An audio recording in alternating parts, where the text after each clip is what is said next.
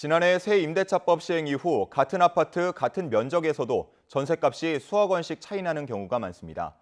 정부가 전세 시장 가격 왜곡을 막기 위해 대책을 내놓기로 했는데 신규 계약에서도 상한선을 도입하는 게 아니냐는 우려가 나오고 있습니다. 신윤정 기자가 보도합니다.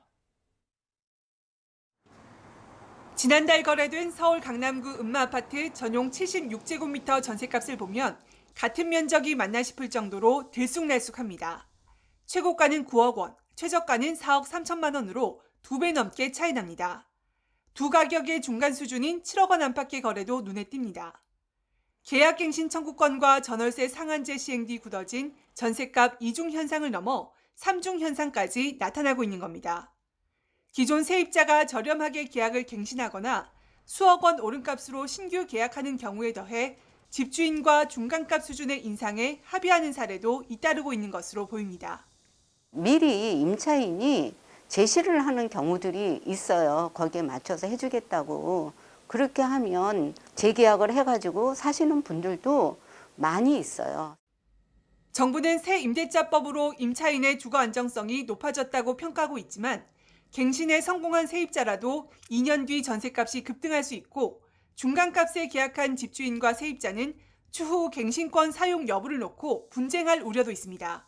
임대 기간이 끝날 때에는 임대인이 최초 임대료를 마음대로 책정할 수 있게 하기 때문에 기존 임대료보다 대폭 올린 가격이 되거든요.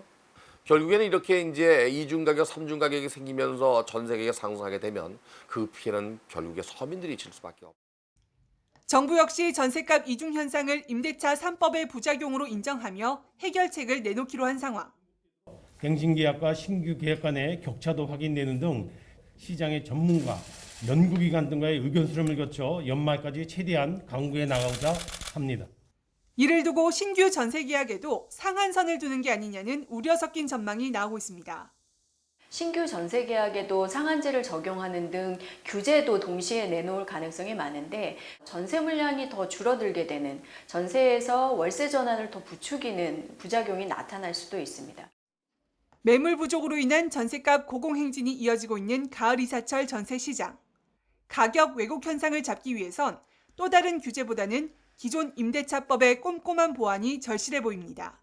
YTN 신윤정입니다.